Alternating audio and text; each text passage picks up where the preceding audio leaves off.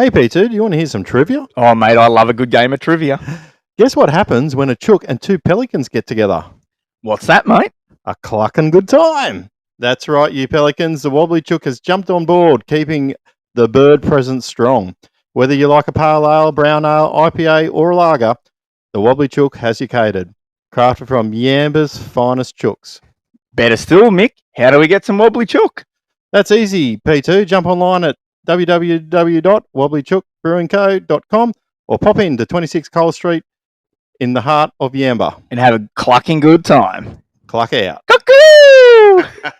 Always remember, don't be a mud gudgeon and drink responsibly. Welcome back to another episode of the Two Pelicans Podcast. So you would have just missed that. G'day, you Pelicans. Here he was. You were sort of hung up on his door. Go and have a good time with her a bit later on. Pelicans landing in 3, 2, 1. And welcome back to the Two Pelicans Podcast. I am Mick. I'm Bo. And we are the Two Pelicans, here to make fishing great once again. One cast, one lure, one yarn at a time. And a new boat. And a new boat. Yes, we'll talk about that a little bit later on. But, mate, what a crazy 7 days it's been. We've had a few little technical issues. Obviously didn't download everything properly on the Spotify and Fruit for episode 43. So I do apologise for that, guys. That was just an oversight of me. I actually had it all there. I thought it uploaded, went straight into fishing pre-fish day for the ABT, and I just didn't think any more of it, to be honest. And yeah, thanks to one person that let me know that they couldn't see it, and we got that back online. So shout out to you guys. So, mate, how was your little week out and about here? Oh, it's been a big week, very big week. And yeah, also sorry guys. It was my fault that we didn't get the podcast out on on the Friday straight away like we usually do. Let's have a talk about this, because I'm thinking like, man, something's gone wrong here. Yeah, so Bo went MIA this week, and I can do that, and like when certain things come up, it's that, and there's nothing else that matters. So it's for a good reason, though. Oh yeah, no, that's exactly right. So the reason is I picked up my new boat from Bluefin this week, and it happened to fall on a Wednesday, and I didn't realise what day it was, and I just heard, Bo, come get your boat. And Bo bolted up to Redcliffe, and then the traffic on the way back was ridiculous. It would have been pretty shit. Yeah, it was stupid. Highlight of the week is Bo's got his new boat, and boat build's begun, and tomorrow... Tell them about the phone, though, too. Because I'm sort of ringing. So from my side of it, I'll just jump in. So I'm here. I've turned up here on the Wednesday as we normally do, and anyhow, I'm sort of sitting there, and then I sort of knocked on the door because I couldn't see his car. I was like, oh, and then spoke to Bo's bride, and I'm like, oh, you know, will be home soon? Oh, yeah, should be home, rah. And I said, oh, that's strange. I'll give him another call. And no answer. And I said, oh, yeah. She goes, oh, I'll try and give him a call. I'm like, oh, righto. Yep, no answer. And she goes, oh, he's a bit like that sometimes. And I'm like, oh, righto then. So I said, I'll come back in 20 minutes. And then, it's no dramas. He's not around. Something's come up. I just hoped that you didn't like crash your car or, something bad's happened. You couldn't be that lucky to get rid of me. So anyhow, I'm sort of like, oh, okay. So anyhow, I'll come back in 20 minutes. Yep, still no answer. I'm like, that's all right. I'll try and find him at some stage there. And so, yeah, what happened to your phone on that trip? So I was driving down the highway, and I thought I'd locked down the latches and hadn't. And they're only... the back decking is locked in by a latch, but then it has a little clip that will hold it up, but it's not bolted in yet. And so like I've panicked, pulled over on the highway. Traffic is thick as can be, and put it down. Little did I know that when I've done it, I've sat my phone down, closed the latch, locked it all up, keys, hopped back in the car, and none the wiser, and then got back down to Grafton, and people are calling me, and I'm out near the boat looking at it. Woke up looking at it, actually thinking that I'd left my phone at the servo. So oh no, I was already in contact with the servo, so hopefully that they could find it and that. But then I had Aaron ring me, Tyson ring me, looking for me, and I'm like, my boat's making I did send a message to your brother saying, "Is your brother alive? Because I haven't fucking heard from him." He's like, yeah, man.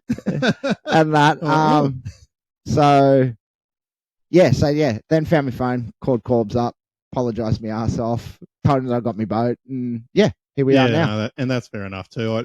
I was more worried about, if something went wrong or a car crash or, something like that, because you do a couple of Ks every week. So, and it's not like you to miss this fabulous podcast. No, that's right. I love doing this each week. And all right. So, so look, my week is sort of going to form probably half the news, but look, we went down to the ABT down at Hawkesbury there, had a crack, first time on the Hawkesbury. No, I just know that I wasn't going to go down there and destroy it.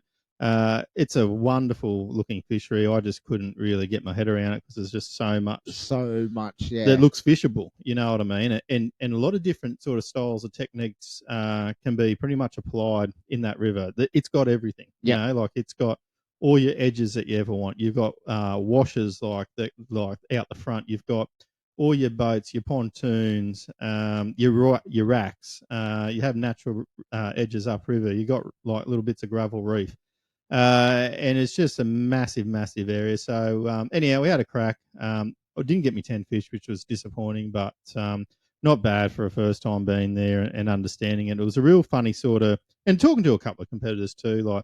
It wasn't a big tide in that morning tide, so I went up. I think it was Cowlands Creek, and it just wasn't like you think there would have been more run there. It was a bit like fishing Lake Macquarie up in there. You know what I mean? Like you sort of don't get that run when you get right up in the other parts of Lake Macquarie. So, but anyhow, we made do what we did. We sort of, probably a big shout out to me non-boater Ethan. He sort of was using a technique on them Crush City suspects and really slow rolling them out of the real shallow rocky crap, and then usually a bream would come along, but you rolled it out too far, you would get a tailor, right? Yep. And then if you tried to sink it and fish it deep, there's just leather jackets. Leather jackets just everywhere, brother.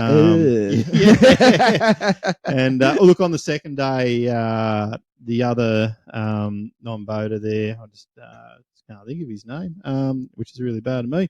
But yeah, long story short, I should think of his name, Stephen, I think it is, which also does the East Coast Bream series. So I think he co-runs that. So shout out to him. Shout out to Wobbly Chook. And shout out to Wobbly Chook too. Mother clucking mid. Definitely enjoying this on a Friday. Like Bo said, usually do this on a Wednesday, but on a Friday, these things are going to go down heap more better. It did taste sweeter. It did taste sweeter. So and on that second day, got a few fish early doing that, and then the tide was worse again, and it was sort of one of them things. Oh, what do we do? Stay, go. So I went, righto, let's go, just try something different and unique, and that didn't work, and that was it. So poor Steve, though, he sort of went back to my first day tactics of trying to drop things down deep or whatever, and he actually started catching like trevally, 40 odd, half a metre long sort of thing. So whilst that was always fun to watch, you don't get any points for them in a bream comp. No. So, but yeah, so anyhow, we enjoyed that. And look,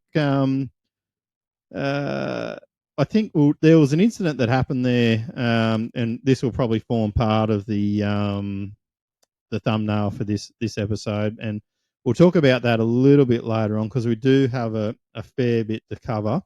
In other news, also ran after that event, which has now been ran and won, was the Australian Bream Open. Yeah. So shout out to Jamie. I think that might have been his third win. Number 3. Yep. Threefer. And had 3+ kilos every day. So I don't know if that was a sign of what it had to be. But look, anyone that knows Jamie, like he's a really, really good fisherman. Good bloke. Spent some time with him down in Hawkesbury too, which was great. We had a few cans on Thursday night. Some of us had more than probably some of us should have had, but maybe we should have gave him a few more. I think yeah. I think some people. I actually woke up pretty good the next day on the Friday. I have to admit that. Gavin, I don't know if Gavin listens to this, but Gavin was pretty dusty. He had quite a few, and there's a couple of other guys there that hooked in, and who was also staying with him, Bernie Kong. I think he was coming third or second on the first day. So they all sort of figured something out on the pre-fish. Yeah. So, but they were looking a bit quiet on Friday night at the briefing, and I think we all had an early night, which was good. So, but anyhow, getting back to Jamie, mate, congratulations, well done. Look, the big field, the conditions were a bit calmer on the first couple of days, and maybe just sort of churned up a bit there on that last day. But I think the bags were definitely better on the last day. That it was probably just too clean and flat on them first 2 days. I was about to say a bit more wind and that stir the brim up and make them a little bit harder to see us coming. Yeah, and sort of just seeing something too. I'm not going to touch too much into it, but there was a post afterwards around, observers and things like that from someone, but I don't really know the full story of that, but it just seems like a strange post that someone was disappointed in fishing that event due to maybe observers and other members of the public or whatever. So, that seemed a bit strange. And, I guess for OBT, it's been an action-packed week, which we'll get into in a second. Now, the other thing that we spoke about in the last few weeks with the Women in Recreational Fishing League was that they were up competing in the Barra Nationals. They were up there. Yeah. So, look, that's been finalised and done now as well. And that was the team, I think, was the Mud Skippers. For anyone, they obviously come first team overall. Anyone that were interested in finding out how the girls went, well, they finished 42, but I think that was out of about 70 or 80 boats or something like that. And they did really well. Like I was talking to Karen on the way my drive back up to Grafton, and she was stoked. She caught a barra every day. So yeah. And I think she's got a pretty cool shark story as well that she even might have cooked a black tip reefy on a lure as well. So I said, that would have been fun. Yeah. And look, just on top of that, just going to give a shout out to the WRFL. Karen actually just sent me a message. They're just trying to raise some money for their league and that, and to try and get into the AFTA to keep spruiking what their tournaments are all about. They're looking for donations there. So what we'll do after we get this out on Saturday or Sunday, we'll try and put a link up under this episode on Facebook. If anyone can help out, whether it's $5, 20, 50, a couple hundred, that'd be really good. And just remember, whilst it is the Women's and Recreational Fishing League, it is open to families as well. So, if you've got, if your wife wants to get into it, you can go, the kids can go. Just remember, blokes, it's for the ladies and the kids. don't go there trying to think you're going to be, I don't know, Carl Jockinson or something. Yeah, I don't know. There is a competition that the blokes can enter, and that with them, it's a sort of a state versus state thing, which is pretty cool. Yeah, that. But yeah, look, this is a great thing, and it's a great initiative. Yeah, and this has been growing year by year. So 100%. So shout out to them guys, and if you guys, anyone can get behind it and support get behind them. We'll put the links up in our channels, and what a great idea. So righto. What else we had? We had the Tannum Sands Boyne. Did you look into that one? Is that the One Bass Open?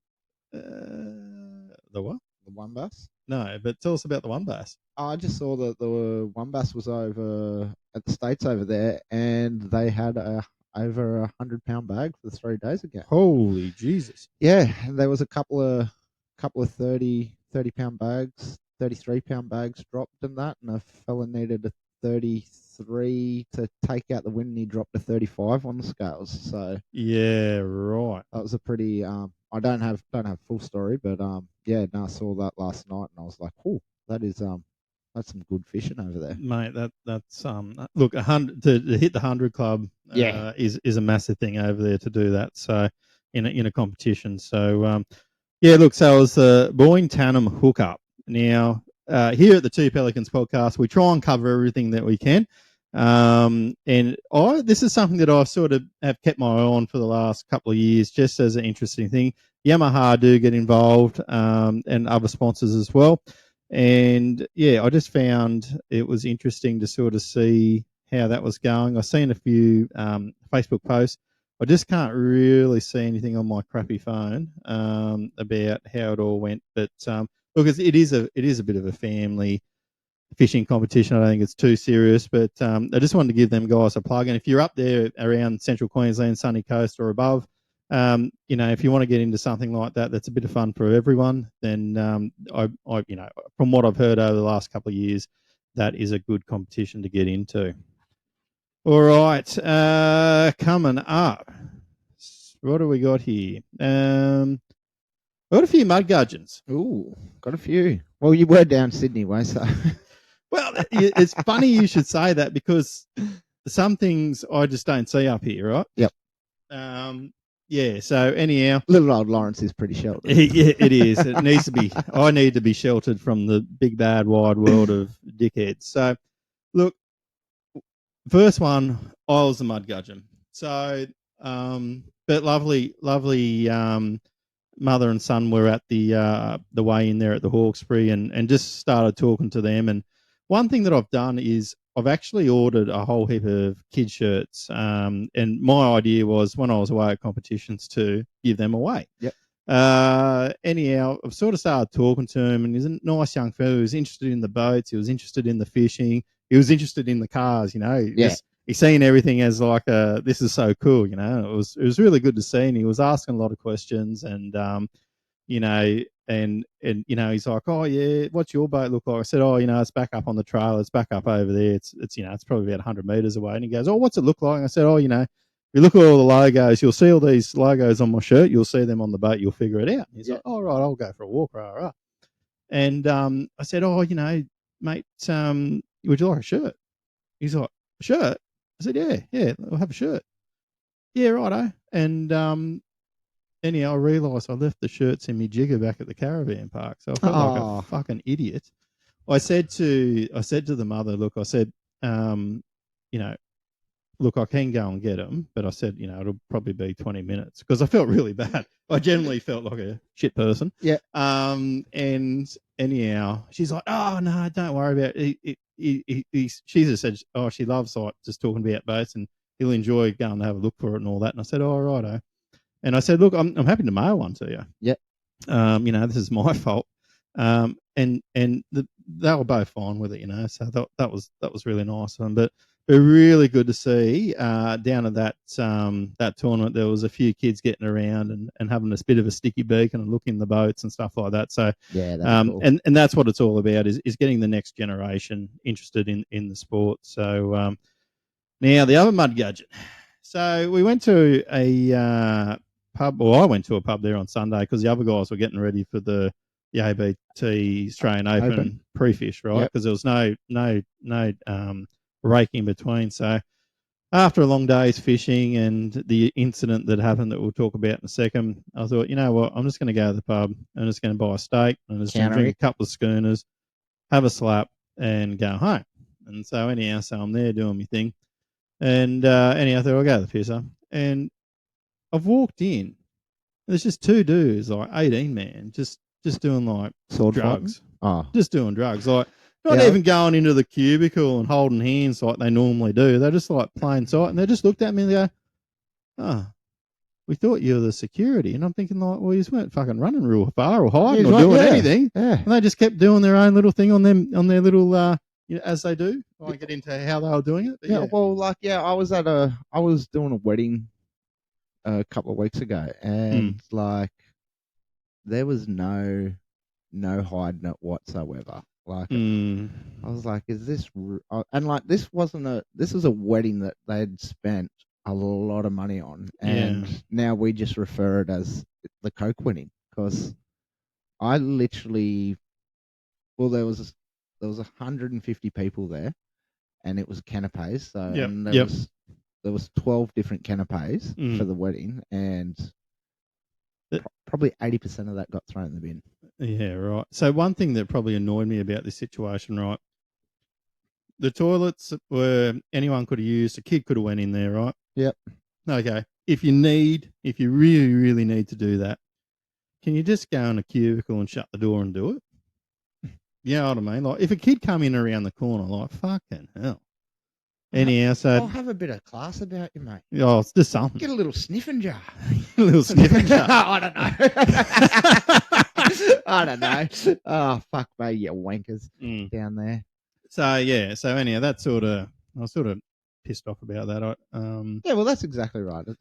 Yeah, like if my young fella went in and saying that, you just don't want to see a young fella saying shit like imagine that. then all the questions that you've got to then bloody ask and answer. And they're going to come, but not for a few more years. Yeah. So the other thing is, while we're on this, should we address the shots fired across the bow today, or do you want to address that on here, or? Nah, we'll address it next episode because I think we might need. I think some people might have sore bums, so I think there might need to be another call out and see if it. Oh right. Yeah. Yeah. Okay. We might have to drop another challenge. Anyhow, if you have a look at the QTS, you'll probably see the conversation that's been going on there. Apologise. And look, it's all in banter too. It's not cutthroat stuff, but sorry, Craig and that. Craig, but anyhow, it's very competitive down here. For some reason it's gotten competitive for some reason, but anyhow, that's all right. We're only battling the fish, but we're not trying to battle each other. But anyhow, that's just that's how some people see it, I suppose. So good on them. All right, so let's probably dive into this incident that we're talking about. And look, full disclaimer, before we start this conversation, I don't know all the facts. It's under an investigation.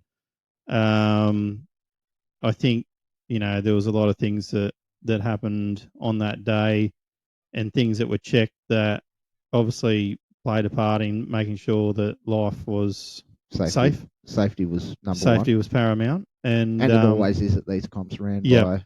And then what the best thing that come out of it, and I won't say I was super disappointed with a couple of people because some, like me at the start of this, I didn't even know this was going on, but I think some people maybe didn't realise and left anyhow. And so, it is what it is, and I don't blame anyone for that.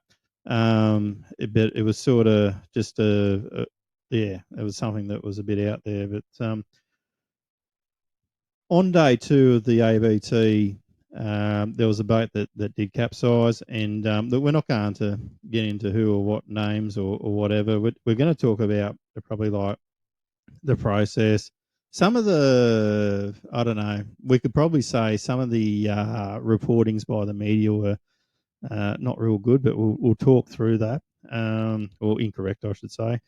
And go from there. So my recollection, and I'll explain what I was doing with my non-boater. We're sort of coming back. We were coming back a little bit early. Our flight was 2:15.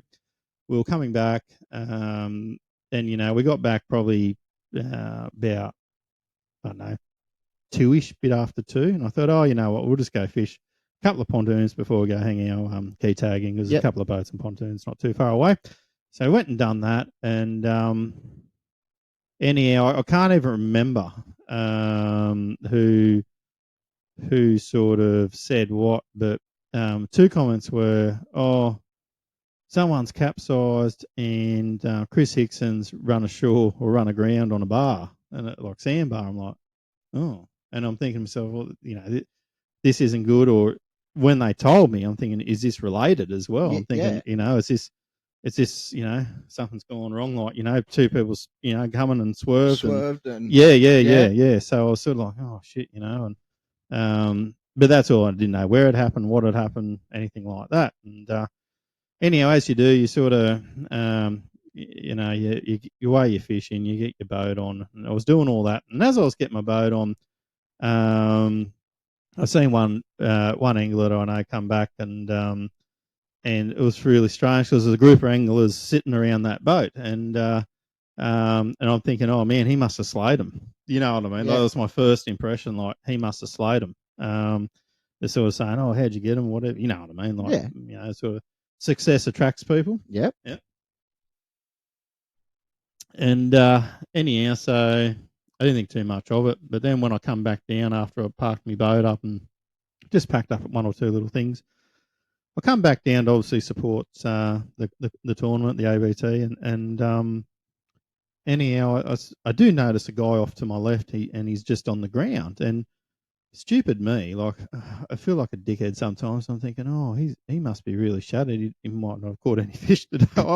Well, we've all been there. I don't know, and I thought, oh, you know, and then you know, probably 5 minutes later, I'm sort of looking back over, and all these guys were at this other boat, and so what had happened was one angler went up onto shore and laid down, and the other ones remained in the boat. Now, they were picked up by what I believe was the second person on the scene, and they came back, I think, in their boat. I think so. That's sort of how I sort of remember that particular part of the situation. So anyhow, 10, 15 minutes go on, or whatever it might be, and the ambulance turn up, and I'm thinking, okay, well, this isn't good, and all the rest of it. And anyhow, I'm sort of thinking, oh, you know, I just hope everyone's all right. And then I spoke to another angler there, and then he started pointing me out, saying, you know, yep, such and such, this is that, and you know, they've got injuries, and you know, they've all come and done all that. So,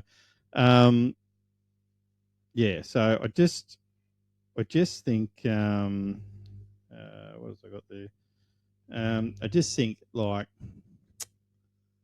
it was just a really weird moment to be in at that time. Probably a little bit surreal as well. A little bit surreal. Like I said, we were probably only 5 minutes. And so from there, some reports came out that, you know, it was either a wave or some sort of floating object, possibly. And some people see this as a joke, but it's true as shit that there are whales that get into this space, like, you know, into that area. Yeah. So whether or not that was the right time of year, whatever, I don't know. But anyhow, I think from what I've been told off one or two people, allegedly, once again, this is under investigation, was that there was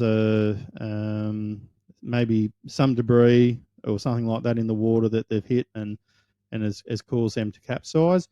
And yeah, so, you know, but obviously they had their life jackets on and all the rest of it. Kill switch was attached. Kill switch was working. 100%. So I spoke to, I guess, the second responder that was there, and his comments to me was, you know what, he just said, man, I said, he couldn't see how it could be a freak wave, right? Apparently in that area it was calm.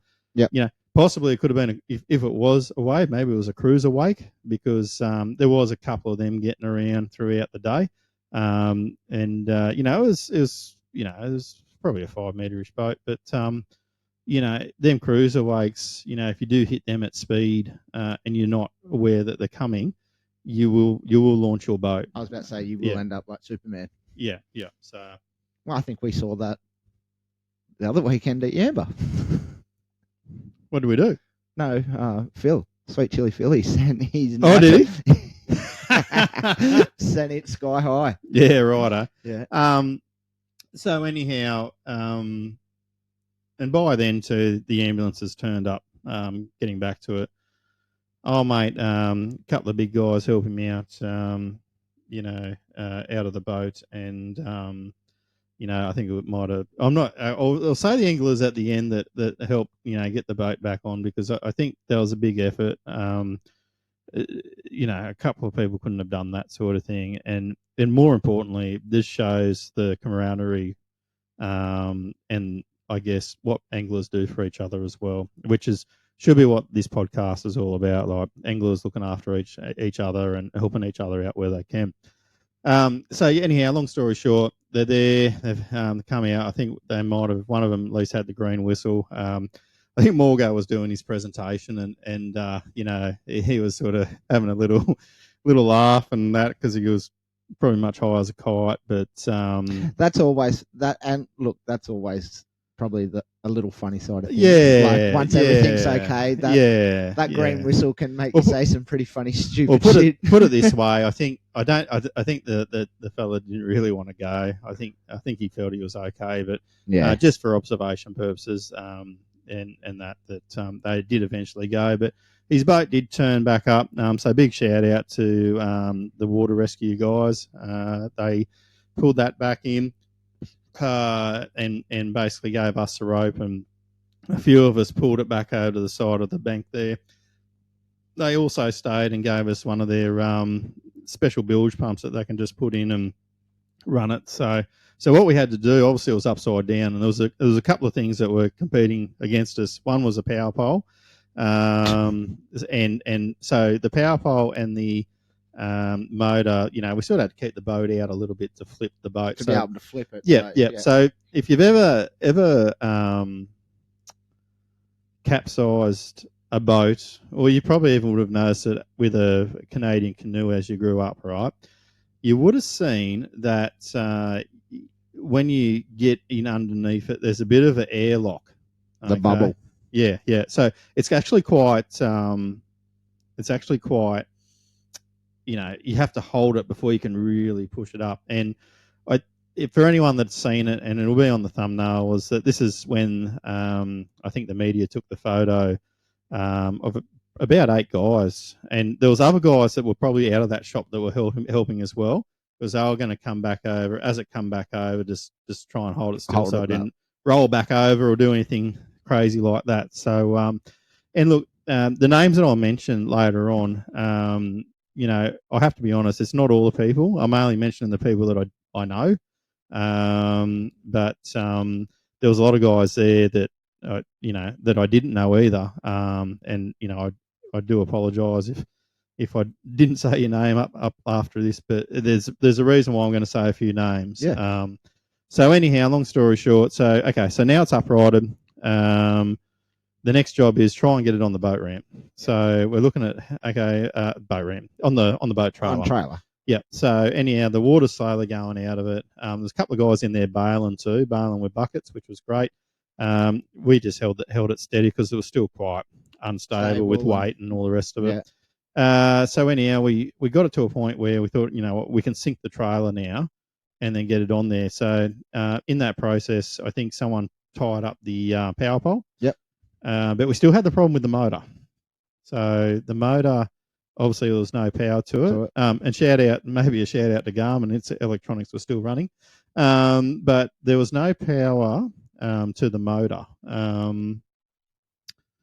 So the trim wasn't working. Right? Yeah. So anyhow, we got it to a point, and I think we were sort of hoping that it was enough that it wouldn't, but it did end up grinding on the boat ramp for a metre or two. I wonder if that's something that sort of gets investigated, because what you've just said there to me from your story is that the motor was trimmed down. Yeah. If I'm going fast, my motor could have been trimmed up. Look, and it might have been trimmed up more, but it's probably a valid point because it felt like to me that it was low. Yeah, it's probably a good pickup. Anyhow, so shout out to Chris Hickson and a couple others. Like Chris sort of knew how to depressurize that. Didn't have the muscles to start off with. I think someone with bigger wrists had to come in and. It's all right. brains over brawn all the day, man. Do that part, but so eventually, you know, they were able to get that skeg up, and to be honest with you, it was. You know, it wasn't like full grinding. You know, it was in not too bad a nick, to be honest. And by then, this is sort of like a bit of a mud gudgeon part as well. So by then, the police investigation teams turned up. Yep. And they're like, oh, you know, guys, we're going to have to confiscate this boat to be investigated. And it's like, well, we can't leave all their stuff there. And shout out to the rod straps, right? Because they definitely did their job. I don't think they lost one reel of rod. A couple of rods were probably broken. I do know one was definitely broken, but the rod straps held everything all the way in, even on the upside down towing. That was gonna be one of my questions. And all the hatches were closed as well. So, from that side of it, the boat done its job. But so once again, shout out to Chris Hickson. He just went, you know what? I'll grab all these reels and I'll just take them to Daiwa Australia and get them serviced for the guys. And I thought that was just such a lovely thing to do in the moment. Jesus, So and shout out to Daiwa Australia for doing that as well. Or I'm assuming they did it, but they're pretty good dudes. They do it. Given the circumstances, and so shout outs to him for that. Now, one thing that we didn't really talk about in this was the ABT winner of all this, but I'm going to get to him last, and I'll talk about his couple of days fishing. I'm going to talk to you about how much of a true legend he is. So anyhow, we're there, and they're saying, right, you've got to get everything off the boat because we're going to confiscate it. And it's like, oh, fuck. Righto, so next minute we're pulling everything out, every hatch. Everything's coming off, sounders, the whole shit and kit and caboozle. Just pulling everything off. And by the time we did all that, it was sort of like the human centipede thing, like, or whatever you call it. Like someone would be down at the back of the boat, pass it to him, then pass it to them, and they put it in the back of the tray of old mate's truck. And anyhow, we got right to the end there. We're still sort of a couple of guys are yarning to the investigators, and he's under there taking photos and doing whatever. And he turns around and goes, "No, you guys can take that now." Oh fuck! But then here's the thing as well. Why would the boat have to be confiscated? Like, I understand. No one was majorly hurt. Yeah. If it was a wave or a log, probably not going to take it for that. Then that makes me. It makes me think about the memo in the thing. Like, yeah, I think because it was an incident, I think that's why they said they were going to do that. But obviously, they got enough information. Was there much damage on the boat? Look, there was one scuff mark up the front, but no one would really know, and only the boat owner probably would know if that was there prior to that. So, but anyhow, that was sort of the thing. Now, like I spoke to I'm just going to cut through to this. I spoke to Steve from ABT about it on Sunday night. I believe the guys were discharged later that night. Yep. And I think everyone was okay from that. They were traveling home the next day, I was pretty sure. I saw on Facebook. Yeah, okay, cool. So that side of it was good. And this is a bit of a two-part discussion here that we're about to bring up. The first one is a massive shout out to ABT, and this is why. Okay, I've done a lot of comps over the years. Some people just think I've turned up yesterday from fishing, but I've honestly been doing tournament fishing since 2010, right? On and off, obviously. I've had my own, I wouldn't say demons, but I've had my own battles where I just financially couldn't put the time in to do what I wanted to do in the sport. So, but there's something that they've always been consistently great at, and that is checking life jackets and checking kill switches. Okay. There's no one better than ABT, Nicole and Morgo at that bit. I'm yet to find another tournament that I've been to where everyone checks that daily, right? Further to that, and something that I used to do and now I don't do because of their rules, right? Yep. Is that attaching the lanyard to yourself. Okay, so when I say that, I used to just have it wrapped around my wrist, right? Nah, Morgo got me with the attaching to the life jacket. That's right. Yeah. That's right. So I've since coming back to ABT, I am doing that because they made that very clear at the Clarence round that it's not to be wrapped around your hands and all the rest of it. Yeah. Okay. Now, that is exactly if we weren't doing them things right, God knows where things might have ended up, right? Okay. So massive shout out to ABT. I know that, they don't want to see their anglers have any incidents whatsoever or get hurt. But they are leading, I think, the country in practicing good boating practices, right?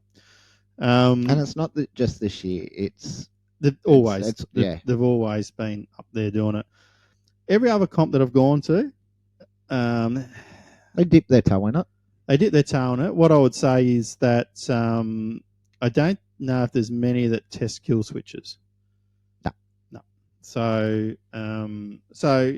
thank you, ABT, for people might have a whinge about, I've got to do that. The time it takes and all that. But look, at the end of the day, it's for our safety, and it showed this weekend, last weekend. Yeah, exactly. If them two things weren't apparent, because legally, in maritime rules, let's just say these guys are out for a social fish, they don't have to wear a life jacket. No. Because they're in enclosed waters. The boat was big enough to have two people in it, right? And no one really talks about kill switches in maritime law. Now, I'm going to probably eat a little bit of words here because I've been taking the piss out of them, maritime safety and stuff like that. But maybe things like this that are freakish, I hope everyone sort of has a second thought about it. So we'll put it this way. These freakish things that we see on the water, they're freakish things that happen on the road day in, day out that we have rules for. Yeah. The rules are on the water are pretty grey compared to being on the road, driving a vehicle on the road. And some of these boats are doing the speed of a vehicle on the road. That's right. So anyhow, so that all got done. I believe one of the competitors' relatives was able to be at the event and just tried to make sure they got into the caravan park and all that, and they got back there, and that was all good. Now, the thing that I didn't mention at the start was who won at the Hawkesbury, and I thought I'd just pump this guy up a little bit for a few reasons. So look, on the first day, Mark Healy, no surprise there. That guy's like a goat. He was coming first with about a 4 kilo bag. And I think the winner, which was Steve Brukel, was maybe sitting in maybe 10th, 9th, somewhere around there. It was down the bottom of the top 10. Yeah. So anyhow, on the second day, he just come out and smashed it, 5 kilos, just bang, you know what I mean? But instead of probably Peter having his moment the way that he would have liked it, he was in there helping us, turn that boat, right that boat, got the car down. He wasn't really. I mean, I know that he would have been stoked to win. Yeah, but he was in there giving everyone a hand, and like some of these guys, and I won't mention. I'll probably forget some of their names, and I'll only say their first names. There you go, because some guys might not want me to be doing this, but I think to these guys, we spoke about Chris, Pete, Honourable Pelicans shout out. Jamie, Chris, Matt, Joel, and look, there was a few others. I just don't know everyone's name, but we all got in there. We did what we could. We didn't. I didn't get home to the caravan park till about 4:30 or whatever, and a lot of these guys too were fishing the Australian Open, so they gave up their time to sort of get back, start rigging for that. You know what I mean? To help out these other anglers, and I have to commend everyone that did that. It was really a sign of just really good stuff. And whilst it was probably not the best thing to happen in the tournament scene, great things came out of it, in my opinion. As we all know, like that's the bloke's pride and joy right there. That's upturned, floating in the water. Like we could all imagine if the shoe was on the other foot. Like and I have to say this, and I might have said it right back at the start. This could happen to anyone at any time. Okay. This could happen at a little local comp we do down here at Yamba. This wasn't a boat that could do 130 k's an hour, right? It probably couldn't even do 100 k's. I'm guessing, right? So it just goes to show that this could happen anywhere at any time. And I'm firm believer if these safety things weren't in place, then things could have been a lot worse. And to further that, like we had our conversation the other week about fatalities in America because they're sort of fast, and you know what I mean. So, but once again, you know, do the right thing. ABT, you know, don't speed off here. You go to there. You know, everyone goes out slow, goes out in one single line. Be mindful of everyone, and just everyone does the right thing. You know what I mean? And I think that is what makes fishing great. Yeah. That we had, you know, in a moment of, I guess, something shit happening, you know, some good comes from it. And because people follow the rules, you know, whilst it wasn't ideal what happened, things could have definitely been worse. Oh, God, yeah. Yeah. So, anyhow, guys, I feel like I've probably talked about that enough. As you can imagine, I'm sure myself and the other competitors that were there, people were throwing like 100,000 questions at us over the next few days. They are my recollections of it. What I've said is it may not be entirely correct. I don't know the full story. I don't really know what happened. I'm only getting it off third-party conversations, really. And I'm sure once the investigation's done, that I'm sure Steve will come out and lay everything down that happened through. Yeah. And you know, as all businesses do, like, you know, maybe, you know, there'll be a review or something. But from initially what I've been told, that's definitely something that could happen to anyone at any time. It's just unlucky that it was in a tournament. Just unlucky at all. We don't want that to happen to anyone, right? Yeah. No. Yeah, so you know, it's one of them things, and because that's the thing as well, is if it wasn't a tournament, would 7 News or the other newsers got hold of it? I would say this: if it was on the Clarence or somewhere else, it probably wouldn't have made the headlines, right?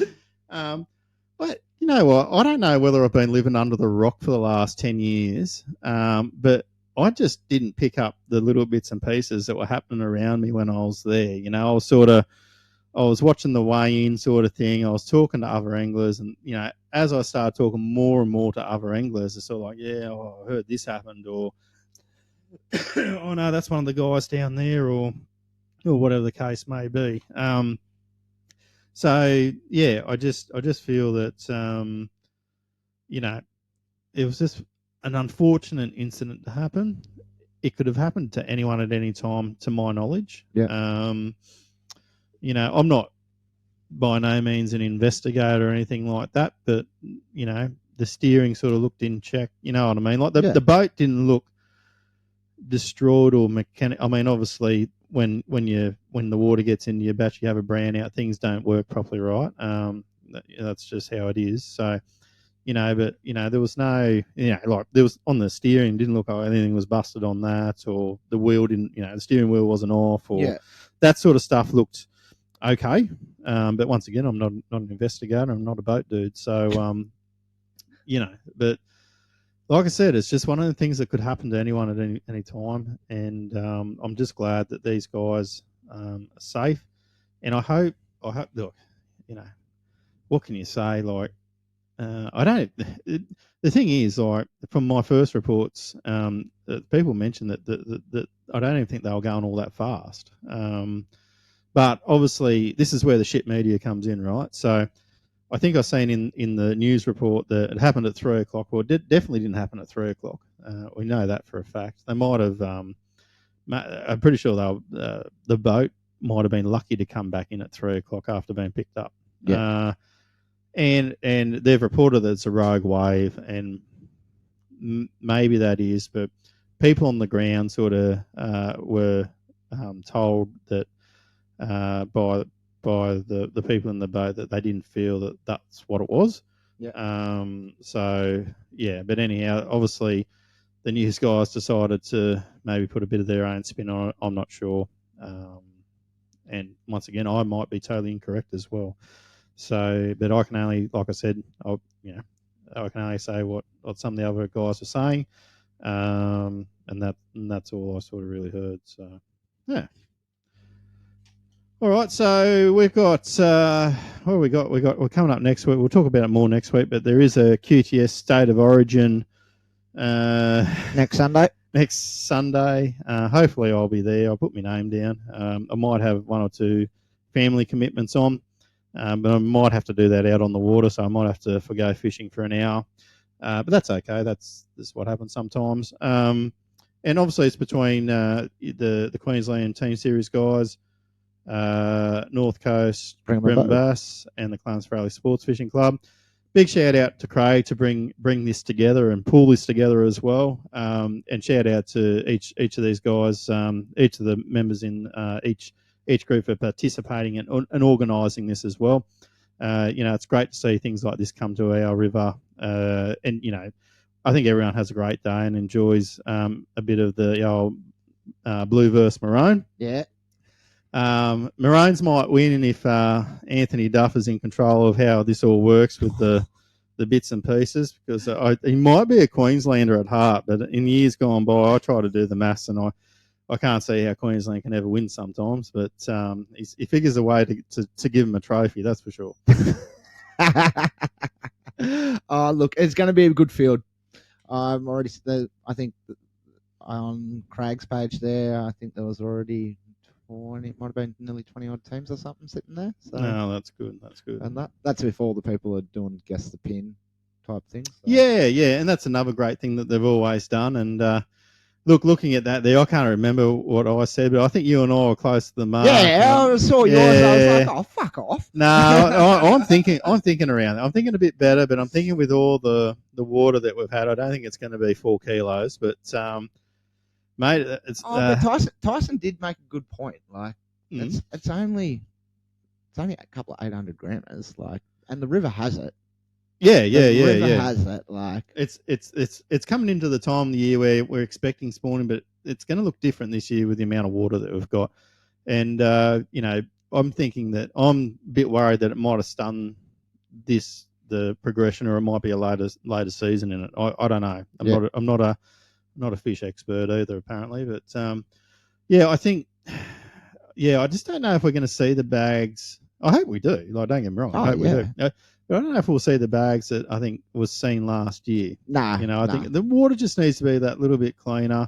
You need that. Things haven't cooled down yet either. Nah, not yet. I reckon by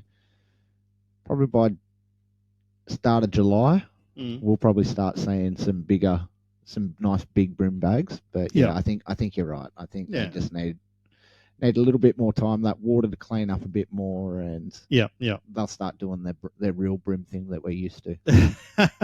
Yeah, that's right. It'd be nice to get back to the things that we're used to in the brim thing. I feel like I'm a bass fisherman at the moment. But anyhow, it is what it is. All right, guys. Anything you want to add before we wrap this up? Also, guys, Bass Electrics is also next weekend at Warralong Dam up there at Bow Desert. If anyone's interested and wanting to get their name and their boat in, go over to www.basselectrictour.com.au and you'll see the entry forms on there, and get in there, get stuck. Now, one thing I would say about this, I'm going to try and get myself to one of these this year. But what I'd say is what I watched of the first one, obviously before the rain come down and ruined a couple other events, but that was really good what you guys done. I sort of enjoyed, and you've done the video thing afterwards, which I think most people that, like to sort of watch and just sort of see how everyone went. And so that was really good. I think, moving forward, or the next question I should have is, are you happy with the boat? Yeah, I'm happy. Yeah, I'm real happy. I can't wait to show it off to everyone up there next weekend. Yep.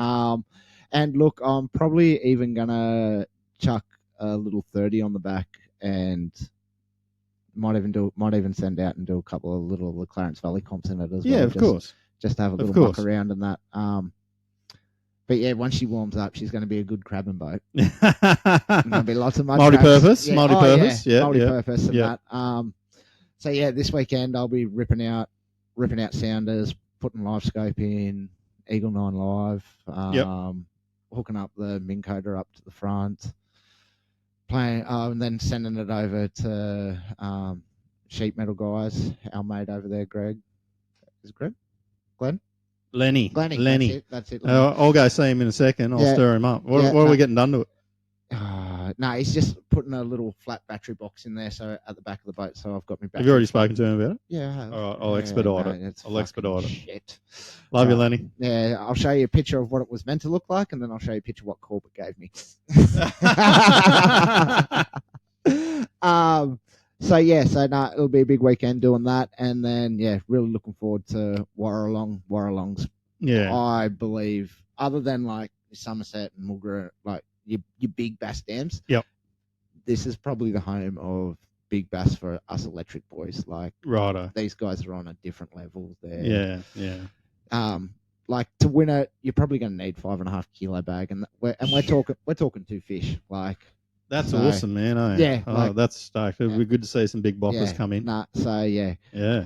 Watch this space. We'll be all over socials with it. So yeah, looking forward to it. Oh, and big sponsor Jackal too. So. Oh, yeah. Jackal. So and another love a Jackal. Yeah, everyone loves a Jackal. And another good one as well is Harry's going to be there fishing it as well. So good. Yeah. Okay. So it'll be a great. He's sort of been out of the tournament. He sort of doesn't dabble much in it anymore, does he, Harry? Yeah, it comes and goes. Yeah, it comes and goes. Oh, he's a goat. Not back in the day when he was like on AFC all the time. Yeah, he just woke up and pissed excellence, that fella. Still does. Don't get me wrong, but like back in the day when he was on fire, like yeah. It's probably one of the good reasons why Carl's like he is, bloody learning all that from him back in the day as well. Yeah, very good times. All right, guys. Look, I think we'll wrap that up there. You've been listening to the Two Pelicans podcast. If you have anything that you want to send us, send it through our messenger on Facebook, Two Pelicans Podcast, via email, twopelicanspodcast@gmail.com. And we'll go from there. I am Mick. I'm Bo. And we are the Two Pelicans. Hooroo.